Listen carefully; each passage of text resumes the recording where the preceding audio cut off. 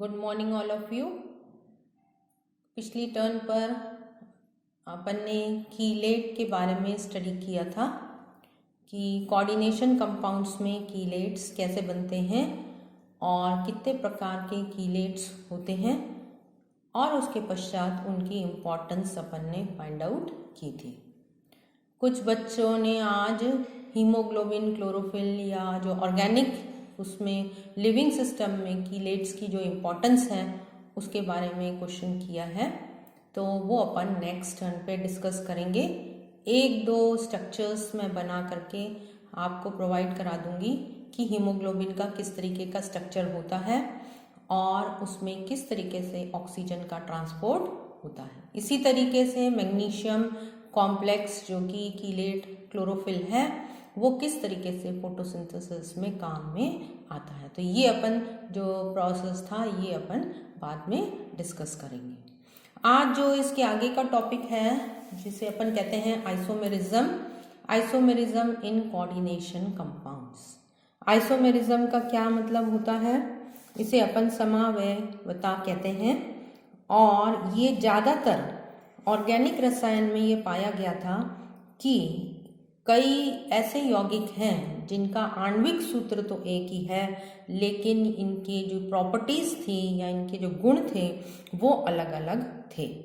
तो ऐसी केसेस में ऐसे यौगिक जिनमें कि आणविक सूत्र तो एक ही होता है लेकिन ये विभिन्न गुण दिखाते हैं या दर्शाते हैं, इन यौगिकों को अपन आइसोमर्स या समावयवी कहते हैं और इस प्रोसेस को आइसोमेरिज्म कहा जाता है। अब ये केवल जो प्रोसेस आइसोमेरिज्म का आप सब लोगों को पता ही होगा कि जो भी यौगिक होता है उसके जैसी संरचना है उसके आधार पर उसके गुण भिन्न भिन्न हो जाते हैं। गुणों में क्या क्या हो सकता है, जैसे रंग अलग हो गया, स्ट्रक्चर अलग हो गया और कोई अभिक्रियाएं जो हैं वो अलग हो सकती हैं, मैग्नेटिक प्रॉपर्टीज उसकी अलग हो सकती हैं। तो ये सारे जो गुण अगर अलग हो लेकिन उनका आणविक सूत्र यदि एक ही हो तो उस प्रकार के यौगिकों को या ग्रुप्स को, जो ग्रुप हैं उनको अपन आइसोमर्स कहते हैं। अब ये फिनोमिना केवल ऑर्गेनिक केमिस्ट्री तक ही सीमित नहीं है, ये अपने कुछ इनऑर्गेनिक के कॉम्प्लेक्सेस या कंपाउंड्स जो हैं वो उनमें भी ये देखने को मिला है कि वे आणविक सूत्र तो उनका एक ही होता है लेकिन उनके गुण जो हैं वो विभिन्न प्रकार के होते हैं या अलग अलग गुण होते हैं। तो ये जो गुणों का भेद है या गुणों का जो अंतर है ये मुख्यतः इन यौगिकों में जो कॉम्प्लेक्सेस हैं या जिन्हें अपन कोऑर्डिनेशन कंपाउंड्स कहते हैं इनमें मुख्यतः दो कारणों से उत्पन्न होता है। सबसे पहला कारण जो है वो है स्ट्रक्चरल आइसोमेरिज्म, जिसे अपन स्ट्रक्चरल आइसोमेरिज्म कहते हैं। स्ट्रक्चरल आइसोमेरिज्म का क्या मतलब हुआ? इनके अणुसूत्र तो ये एक ही होंगे लेकिन इनकी संरचना जो है वो अलग अलग प्रकार की हो सकती है और जब संरचना अलग होगी तो इनके गुण भी अलग अलग होते हैं। ये कई प्रकार के हैं जो कि अपन यहाँ पर अभी डिस्कस करेंगे कि कितने प्रकार के स्ट्रक्चरल आइसोमेरिज्म होते हैं। और दूसरा अपन कहते हैं स्टीरियो आइसोमेरिज्म। स्टीरियो आइसोमेरिज्म में का क्या मतलब होता है कि ये किस प्रकार से स्पेस में अभिविन्यासित हैं, मतलब किस तरीके से इनकी संरचना या किस तरीके से इनके ग्रुप्स जो हैं वो स्पेस में किस तरीके से मेटल एटम से जुड़े हुए हैं। तो इस प्रकार की जो समावयता होती है या आइसोमेरिज्म होती है उन्हें अपन स्टीरियो आइसोमेरिज्म कहते हैं। इनमें गुण तो एक ही होते हैं, फॉर्मूला तो एक ही होता है लेकिन इनका विन्यास या चारों तरफ जो है वो विभिन्न प्रकार से होता है। जैसे अब ये स्टीरियो आइसोमेरिज्म के बारे में यदि अपन देखते हैं तो ये स्टीरियो आइसोमेरिज्म अपने पास दो प्रकार की होती हैं, जैसे कि यहाँ पर मैंने दिया ज्योमेट्रिकल और दूसरा होता है ऑप्टिकल। ज्योमेट्रिकल का मतलब क्या है कि बीच में डबल बॉन्ड उपस्थित है और इसके चारों तरफ जो संख्या है लिगेंड्स की या चारों तरफ जो लिगेंड्स उपस्थित हैं वो किस तरीके से अभिविन्यासित हैं मेटल एटम के, तो तब वहाँ पर इनको अपन दो फॉर्म में डिवाइड कर देते हैं, सिस और ट्रांस। ये अपन डिटेल में अभी स्टडी करेंगे, ये केवल जनरल है कि ये सिस और ट्रांस किस तरीके से उपस्थित होते हैं। दूसरा है ऑप्टिकल। ऑप्टिकल का मतलब क्या है, अगर इस पे मोनोक्रोमैटिक लाइट डाली जाए यौगिक पर तो ये किस तरीके से उस लाइट को डिफ्लेक्ट करते हैं, या राइट की तरफ मोड़ेंगे या लेफ्ट की तरफ मोड़ेंगे। इस प्रकार डी और एल इनका अपन नामकरण देते हैं डेक्स्ट्रो रोटेटरी या लेवियो रोटेटरी। इस तरीके से इनको दो भागों में विभाजित किया जाता है। ठीक है, अब अपने पास जैसे कि मैंने बताया था स्ट्रक्चरल या संरचना स्ट्रक्चरल आइसोमेरिज्म कितने प्रकार की हो सकती है। तो स्ट्रक्चरल आइसोमेरिज्म बेसिकली अपने पास 8 प्रकार की होती है। कौन कौन सी आइसोमेरिज्म्स हो सकती हैं, जो कि कॉम्प्लेक्सेस या ये कंपाउंड्स जिन्हें अपन कोऑर्डिनेशन कंपाउंड्स कहते हैं वो दर्शाते हैं। सबसे पहले है कन्फर्मेशन आइसोमेरिज्म। कन्फर्मेशन आइसोमेरिज्म का अपन बनावट या रचना के आधार पर इनको अलग अलग या डिवाइड करते हैं। इनकी फॉर्मूला तो सेम रहता है लेकिन इनकी रचना अलग हो जाती है या बनावट अलग हो जाती है। आयनाइजेशन आइसोमेरिज्म, इसमें आयनाइजेशन जैसे कि नाम दिया है आयनन जिसे अपन कहते हैं। आयनाइजेशन आइसोमेरिज्म में अगर यौगिक का आयनाइजेशन किया जाए तो क्योंकि आपको पता है कि कॉम्प्लेक्सेस में क्या है, एक कॉम्प्लेक्स जिसे कि अपन ब्रैकेट में लिखते हैं उसमें मेटल और लिगेंड्स होते हैं और बाकी जो ग्रुप्स हैं उनको बैलेंस करने के लिए वो आगे या पीछे की तरफ लिखा जाता है। और जब इन्हें जल में डाल देंगे तो ये कॉम्प्लेक्स एक आयन की तरह निकल जाएगा और जो बाहर उपस्थित हैं वो अलग उसकी तरह से आयंस के रूप में पानी में निकल जाते हैं।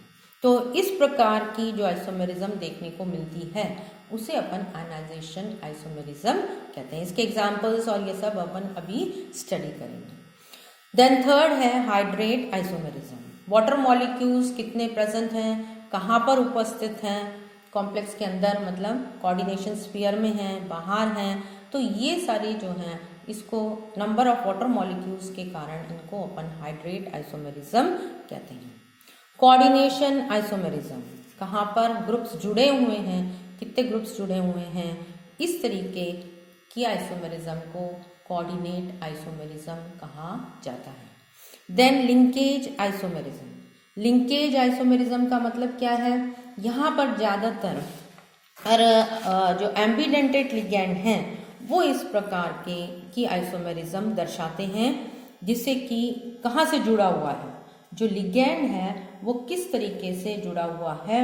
इस प्रकार की आइसोमेरिज्म को अपन लिंकेज आइसोमेरिज्म कहते हैं।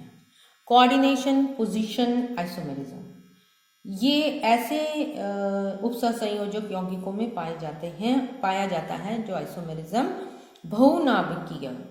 तो बहुनाभिकीय उपसंयोजक यौगिक में जो नॉन ब्रिजिंग लिगैंड हैं जो कि इस साइड में या इस साइड में उपस्थित होते हैं। ब्रिजिंग में आपको पता है ना, सेतु बंध जहाँ पर बनते हैं उनके दोनों तरफ भी कुछ लिगैंड्स उपस्थित होती हैं जो कि मेटल एटम से जुड़ी हुई होती हैं। यदि ये लिगैंड अपना परस्पर स्थान बदल लें, इधर की लिगैंड इधर आ जाए और इधर वाली लिगैंड इधर आ जाए, अगर ये स्थान बदल लेते हैं तो उस प्रकार की जो आइसोमेरिज्म प्राप्त होती है उसे अपन कोऑर्डिनेशन पोजीशन आइसोमेरिज्म कहा जाता है। तो ये ऐसी जो आइसोमेरिज्म्स हैं ये जनरली ब्रिजिंग लिगैंड में देखने को मिलती हैं, जिसे कोऑर्डिनेशन पोजीशन कहेंगे। लिगैंड आइसोमेरिज्म, बहुत सी लिगैंड जो हैं वो स्वयं ही समावयी रूपों में पाई जाती हैं और ये लिगैंड जो हैं ये ज़्यादातर ऑर्गेनिक लिगैंड्स होती हैं। जैसे फॉर एग्जांपल अगर अपन लेते हैं 1,2-डाई अमीनो प्रोपेन, 1,2-डाई अमीनो प्रोपेन, इसका मतलब क्या हुआ, प्रोपेन का मतलब 3 कार्बन एटम्स हैं, और 3 कार्बन एटम्स का अगर अपन नंबरिंग करें तो 1 और 2 कार्बन एटम पर एक मतलब NH2 ग्रुप्स उपस्थित हैं, 1 पर भी और 2 पर भी। अब ये जो NH2 ग्रुप हैं ये अपना स्थान परिवर्तित कर लेते हैं और 1-2 की जगह 1-3 पर ये जुड़ जाते हैं। प्रोपेन में कितने कार्बन एटम्स हैं? 3, 1, 2 एंड 3। इसके एग्जाम्पल्स अपन स्टडी करेंगे, लेकिन 1-2 की जगह पे ये कहाँ पर खिसक जाते हैं? 1 और 3 पर। तो लिगैंड के अंदर ही क्या हो गया? आइसोमेरिज्म हो जाती है और फिर ये लिगैंड जो है ये मेटल एटम के साथ जुड़ती है। तो इस प्रकार की जो आइसोमेरिज्म होती है उसे अपन लिगैंड आइसोमेरिज्म कहा जाता है। ठीक है। और लास्ट आइसोमेरिज्म जो है वो है पॉलीमराइजेशन आइसोमेरिज्म। पॉलीमराइजेशन आइसोमेरिज्म में क्या होता है? इन यौगिकों का जो एम्पिरिकल सूत्र है, जिसे अपन कहते हैं एम्पिरिकल सूत्र, ये मूलानुपाती सूत्र जो है ये तो समान होता है, लेकिन आणविक संगठन अलग अलग होते हैं। इस प्रकार के यौगिकों को या इस प्रकार की आइसोमेरिज्म को पॉलीमराइजेशन आइसोमेरिज्म कहा जाता है। तो ये तो हो गई स्ट्रक्चरल आइसोमेरिज्म की विभिन्न प्रकार, जिसमें कि ये अपने पास 8 प्रकार की स्ट्रक्चरल आइसोमेरिज्म पाई जाती है। अब स्टीरियो आइसोमेरिज्म में जैसे कि मैंने आपको बताया था कि 2 प्रकार की आइसोमेरिज्म यहाँ पर पाई जाती हैं। स्टीरियो का मतलब क्या है कि विन्यास में परमाणु या समूहों द्वारा विभिन्न अपेक्षित त्रिविम स्थितियां ग्रहण करने के कारण, विभिन्न, हिंदी में क्या कहेंगे? विभिन्न अपेक्षित त्रिविम स्थितियां ग्रहण करने के कारण जो समानता उपस्थित हो जाती है या उत्पन्न होती है उसे अपन स्टीरियो आइसोमेरिज्म कहते हैं। और ये स्टीरियो आइसोमेरिज्म जैसे कि दिखाया 2 प्रकार की होती हैं, एक ज्योमेट्रिकल और दूसरा ऑप्टिकल। ज्योमेट्रिकल में क्या होता है कि लिगैंड की भिन्न भिन्न ज्यामितीय व्यवस्था के कारण उत्पन्न होती हैं। जैसे अपन ने प्लैटिनम के कॉम्प्लेक्सेस देखे थे पहले। प्लैटिनम में अगर अपन ये वाला कॉम्प्लेक्स लेते हैं PTNH3 होल ट्वाइस और Cl2, तो ये किस प्रकार से प्लैटिनम के चारों तरफ ये उपस्थित हैं? इस प्रकार, जैसे अगर ये प्लैटिनम के इसमें अपन लेते हैं NH3 Cl और Cl, ये हो गया NH3 और NH3। अगर ये दोनों समूह एक ही साइड में उपस्थित होते हैं तो इन्हें अपन सिस कहते हैं। और दूसरा इसमें क्या बन सकता है? 180 डिग्री पर ये समूह यदि उपस्थित हों इस तरीके से, तो इस प्रकार की जो बनती है इसे अपन ट्रांसफॉर्म कहते हैं। तो समूहों के अलग अलग समूहों का जो भिन्न भिन्न ज्यामितीय व्यवस्था होती है उसके कारण जो उत्पन्न समावयी होते हैं उन्हें अपन ज्यामिति या ज्योमेट्रिकल आइसोमेरिज्म कहते हैं।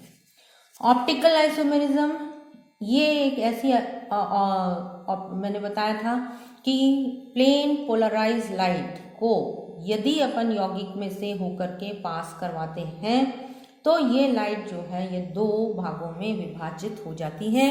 आइदर राइट साइड में विभाजित मतलब टर्न हो जाती है, आइदर राइट साइड में या लेफ्ट साइड में। तो इस प्रकार के जो आइसोमेरिज्म दर्शाने वाले यौगिक होते हैं उनमें एक एसिमेट्रिकल एसिमेट्रिकल कोई भी एटम वहां पर उपस्थित होता है। अर्थात मतलब क्या हुआ? एसिमेट्रिकल का क्या मतलब होता है कि इसके चारों तरफ अलग अलग ग्रुप्स उपस्थित होते हैं। मेटल के चारों तरफ अलग अलग ग्रुप्स उपस्थित होते हैं और जब इनमें प्लेन पोलराइज लाइट को पास किया जाए इसके ऊपर से, तो ये लाइट को 2 साइड्स में डिफ्लेक्ट करने के कर सकती हैं, जैसे राइट साइड या लेफ्ट साइड। तो इनके 2 पार्ट्स होते हैं, डेक्स्ट्रो रोटेटरी और लेवियो रोटेटरी। अब इन आइसोमेरिक फॉर्म जो कि विभिन्न प्रकार के आइसोमेरिज्म हैं उनका अपन एग्जाम्पल लेंगे और फिर उनके साथ इनकी स्टडी